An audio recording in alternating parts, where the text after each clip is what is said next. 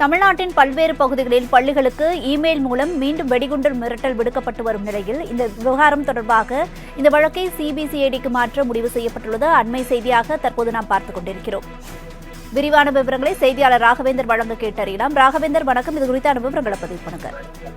வணக்கம். கடந்த சில நாட்களுக்கு முன்பு சென்னையில் உள்ள தனியார் பள்ளிகள் 10க்கும் மேற்பட்ட பள்ளிகளில் இமெயில் மூலமாக வெடிகுண்டல் மிரட்டல் வந்தது.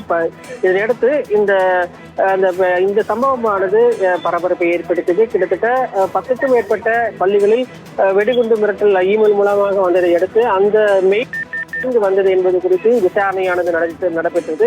புரோட்டான் என்ற ஒரு டொமைன் ஐடியிலிருந்து இது போன்ற ஒரு மிரட்டலானது வந்திருக்கிறது. இதனையடுத்து இந்த சம்பவத்தில் குறிப்பாக கருதப்படுகின்ற அந்த மெயில் எங்கிருந்து வந்தது என்பது குறித்து விசாரணையானது நடத்தப்பட்டதில் இது சுவிட்சர்லாந்திலிருந்து வரவழைக்கப்பட்டதாக கூறப்பட்டது. இதையடுத்து இன்டர்போல் வசதியுடன் அந்த நபர் யார் என்பது குறித்து விசாரணையானது நடைபெற்றது. இந்த நிலையில்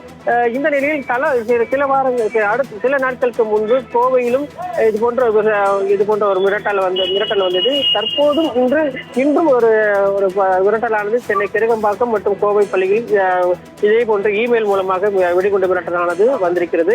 இந்த நிலையில் சென்னை போலீசார் இந்த வழக்கு தொடர்பாக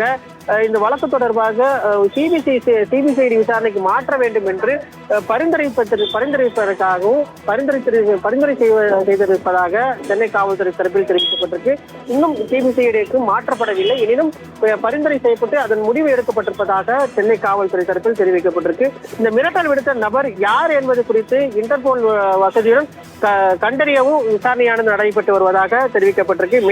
மேலும் சென்னை, தாம்பரம், ஆவடி காவல் நிலையங்கள் மற்றும் கோவை ஆகிய இடங்களில் பதிவான வழக்குகளை வைத்து இந்த சிபிசிஐடி விசாரணையை நடத்துவதற்காக தமிழக அரசிடம் பரிந்துரை செய்திருப்பதாகவும் காவல்துறை தரப்பில் தெரிவிக்கப்பட்டிருக்கு. இந்த ஒட்டுமொத்தமாக இந்த வழக்கை தற்போது தமிழ்நாடு காவல்துறை சார்பாக சிபிசிஐடி விசாரணை செய்ய வேண்டும் என்று பரிந்துரை செய்ததன் அடிப்படையில் அந்த முடிவு எடுக்கப்பட்டிருப்பதாக சென்னை காவல்துறை தரப்பிலும் தெரிவிக்கப்பட்டிருக்கு. இதே போன்று தாம்பரம் போலீசார் தரப்பிலும் தெரிவிக்கப்பட்டிருக்கு.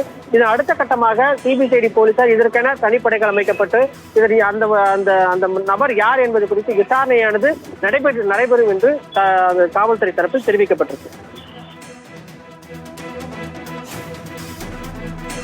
ராகவேந்தர், விவரங்களுக்கு நன்றி.